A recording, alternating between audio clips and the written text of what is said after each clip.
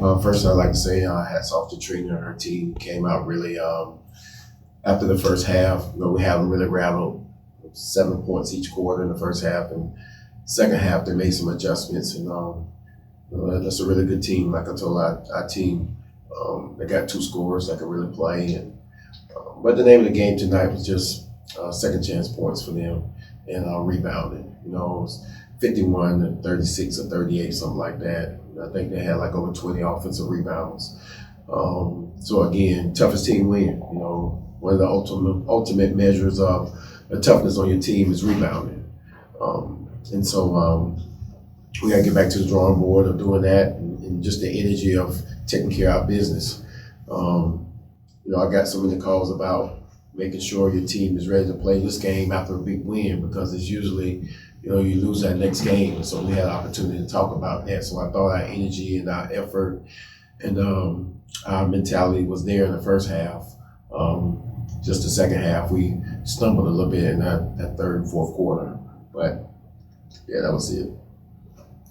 Coach, first half rebounding was pretty much even. Yeah. So what, in your opinion, what do you think changed second half on the boards? Well, you got foul trouble first, Tatiana, then Brittany, those kids that really go all the time. That was the first thing. Then Layla, another one that you can count on for 1 or 2 at that time, or at least doing the job of boxing people out. And now you have, different people in, different rotations doing those kind of things. But everybody's, job is to box out and rebound. So there's no excuse for that. But, when you got that foul trouble and those kind of things like that, it is attributes to it. The shots your team got, were you good with them? Down the stretch, I thought we could have been better, 10 times better. It just kept going in that zone. And when we tried the ball screen, they switched it. And so we ended up getting that corner look or those high post looks.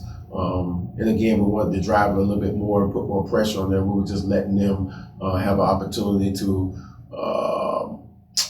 watch us shoot those threes. We need to attack more, get to the rim, get to the paint. But we were in a bonus, and we didn't take advantage of that. In your opinion, do you think your team took the foot off the gas at halftime? Oh yeah, most definitely. It's the thing that we talked about at halftime, not doing that, not taking anything for granted. Again, coming out like it's the first quarter, and we came out with some of that foul and stuff, and it always stalemates us some. And that's the first thing that started that downhill roller coaster for us.